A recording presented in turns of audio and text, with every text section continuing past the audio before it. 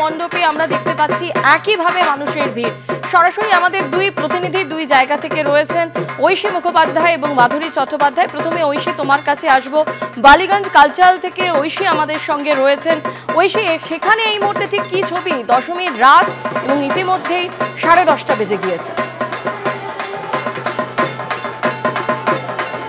একেবারে দেখো, দশমীর রাত আর ইতিমধ্যে তুমি যেমনটা বললে 10:30 পেরিয়ে গিয়েছে। তবে কিন্তু মণ্ডপের ছবিটা দেখলে একেবারেই মনে হচ্ছে না যে আজকে দশমীর রাত।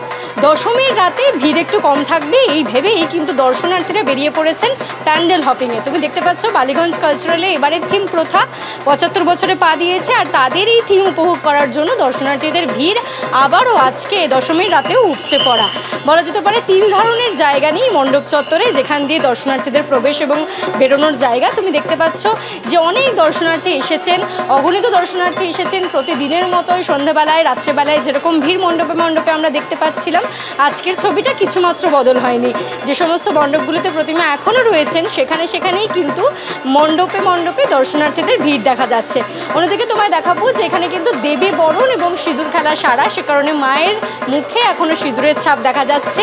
এবং তারই সঙ্গে তুমি জানো যে দক্ষিণ কলকাতার অন্যতম পুজোগুলির মধ্যে একটা এই বালিগঞ্জ কালচারাল এবারে 75 বছরে পা দেওয়ায় আরও বেশি উচ্ছ্বাস উচ্চাকাঙ্ক্ষা প্রত্যেকের ছিল। এবং সে কারণেই দেখতে পাচ্ছ যে এই ক্লাবের যারা সদস্য তারাও বলছিলেন যে আজকে ভিড় বেশি হতে পারে, কারণ আজকে দশমী। কারণ দশমীর দিনেও অনেকে মনে করেন যে আজকে মণ্ডপগুলো একটু ফাঁকা থাকবে, প্যান্ডেলে ভিড় একটু কম থাকবে, সে কারণেই কিন্তু দর্শনার্থীরা বেরিয়ে পড়েন। এবং কার্নিভালের জন্য যেহেতু বিভিন্ন মণ্ডপে এখনও প্রতিমা রয়েছে, সে কারণেই কিন্তু আমরা দেখতে পাচ্ছি যে এখনও পর্যন্ত দেখতে পাচ্ছ প্রত্যেকে তাদের হাতে যে সমস্ত মোবাইল ফোন রয়েছে তাতে কিন্তু তারা ফ্রেমবন্দি করছেন। এবং এই কদিনের যে বিপুল ভিড় ছিল সেই ভিড় ঠেলে আজকে কোথাও গিয়ে দশমীতে তারা সুযোগ পেয়েছেন মায়ের কাছে আসার। এবং এই যে তুমি বলছিলে যে শারদোৎসব শেষ হয়ে যাবে, কিন্তু তার রেশ তার আমেজ কিন্তু শহর থেকে কাটতে আরও বেশ কিছুদিন লাগবে। তাই দশমীর রাতেও দেখা যাচ্ছে এখনও 3 ধরনের জায়গা নেই বালিগঞ্জ কালচারাল অ্যাসোসিয়েশনে। বালিগঞ্জ কালচারাল অ্যাসোসিয়েশনের ছবি আপনারা দেখলেন। অন্যদিকে তেলেঙ্গা বাগান, সেখানে ঠিক কি অবস্থা? আমাদের প্রতিনিধি মাধুরী সেখান থেকে রয়েছে।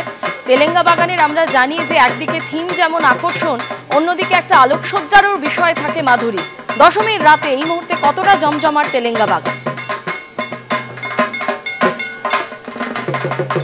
স্বর্ণালী, ঐশী, দক্ষিণের বালিগঞ্জ কালচারালের যে ছবিটা দেখাচ্ছিল, ভিড়ের যে ছবিটা দেখাচ্ছিল, উত্তরের তেলেঙ্গা বাগানেও কিন্তু ভিড়ের সেই একই ছবি আমরা দেখতে পাচ্ছি। আমি কিছুক্ষণ আগেই এখানে এসেছি, তখনও কিন্তু ভিড় এতটা জমাটি ছিল না, কিন্তু রাত যত বাড়ছে প্রচুর মানুষ ভিড় জমাচ্ছেন তেলেঙ্গা বাগানের এই পুজো মণ্ডপে।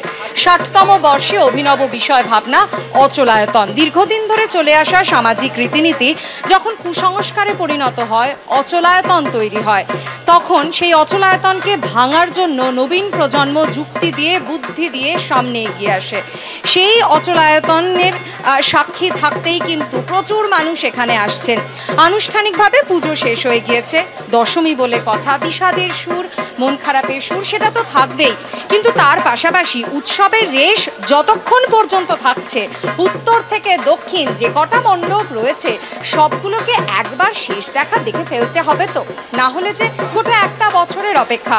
কিছু মানুষ আবার বলছেন একটা বছরের অপেক্ষা, তো তাই অপেক্ষার শুরুটাও হোক একটা পজিটিভ নোটে, আনন্দের সঙ্গে।